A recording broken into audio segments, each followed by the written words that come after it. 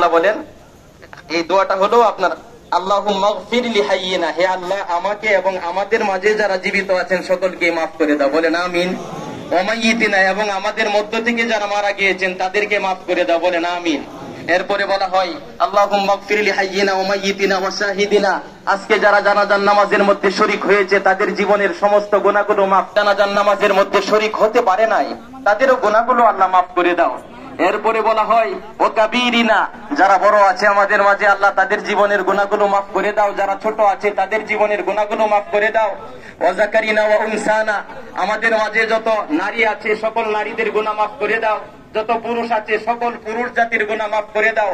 এরপরে বলা হয় আল্লাহুম্মা মান আহইয়াইতাহু মিন্না ফাআহইহি আলাল ইসলাম, হে আল্লাহ যতদিন পর্যন্ত আমরা জীবিত থাকবো ততদিন পর্যন্ত ইসলামের উপর জীবিত রাখিও।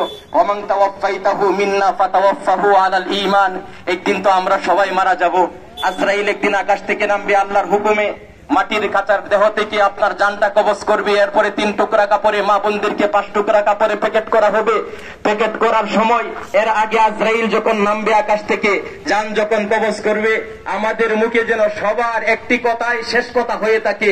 এই জন্য এই দোয়ার শেষ অংশে বলা হয়েছে ওমান তাওয়াফাইতাহু মিন্না ফাতাওয়াফাহু আলাল ঈমান, হে আল্লাহ মারাই যাব, চলেই যাব, মৃত্যুবরণ করব, আজরাইল একদিন আকাশ থেকে নামবে, মরার সময় যেন আমাদের মুখে ঈমান জারি হয়ে যায়, লা ইলাহা ইল্লাল্লাহ মুহাম্মাদুর রাসূলুল্লাহ। সিরাজুল ইসলাম চৌধুরী সাহেবের কবরের আযাব কিয়ামত পর্যন্ত মাফ করে দাও আল্লাহ, কবর খোসদা করে দাও, মনোয়ার করে দাও, জীবন ও জিন্দেগীর গুনাহ খাতা মাফ করে দাও আল্লাহ। তোমার হাবিব বলেছে শুক্রবারের দিনে এবং রাত্রে যদি কোনো মানুষ মারা যায় তার কবরের আযাব বন্ধ হয়ে যায়।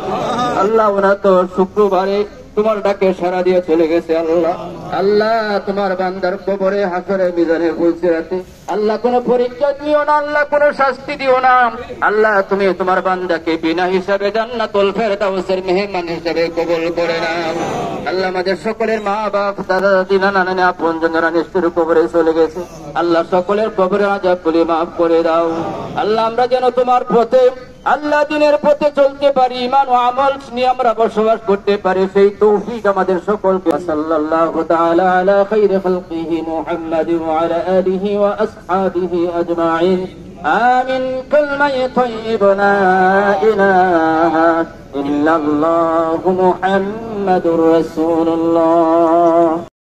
আমি তার ছোট সন্তান, তো আপনাদের কাছে আমার একটাই আরজি যে আব্বাকে আপনারা সবাই দিল থেকে মাফ করে দিবেন। যে আমি আব্বা দলিল লেখক ছিলেন গৌরীপুর সাব রেজিস্ট্রার অফিসে প্রায় 40-এর ঊর্ধ্বে বেশি সময় ধরে। যারা আছেন আপনারা জানেন আব্বার অনেক কাজ হয়তো পেন্ডিং আছে, অনেক দলিল দস্তখত বা কাগজাদি টাকা পয়সা লেনদেন এগুলা, কারণ উনি তো কোনো কিছু বলে যায় না আমাদেরকে। হজের সময় যখন গেছে বলছিল বা সাময়িক যেটা, কিন্তু ওইভাবে তো আর আমরা জানি না অনেক কিছু। আমি লেখাপড়া করি, বাড়িতে থাকি না তেমন একটা, এই জন্য অফিসের লোকজনের কাছে আমি সহযোগিতা চাই যেন পরবর্তী কাজগুলো আমরা সহজভাবে শেষ করতে পারি। আর এমনিতে বাকি যদি লেনদেন যেটুকু আছে আমাকে জানাবেন, এবং আমরা যে 4 ভাই আছি, সাদেকুল হাসান ভাইয়ের দোকান আছে কাজিরঘাট, মরহুমের বড় ছেলে সাদেকুল ইসলাম চৌধুরী এখন আপনাদের সম্মুখে যদি কথা বলবেন। আমার আব্বা আপনাদের সাথে চলাফেরা করছে দীর্ঘ 45 বছর যাবৎ। ওই সরকারি করছে দলিল লেখক, যদি কারো সাথে ভুল করে থাকে আল্লাহর রাস্তে আমাকে আমার বাবাকে ক্ষমা করে দিবেন, যেন জান্নাত নসিব হয়, সবাই দোয়া করবেন। আর ওনার কাছে যদি কোনো পাওনা থাকে আমাদেরকে অবশ্যই জানাবেন, আমরা পরিশোধ করবো। শেষ করছি। আসসালামু আলাইকুম ওয়া রাহমাতুল্লাহ।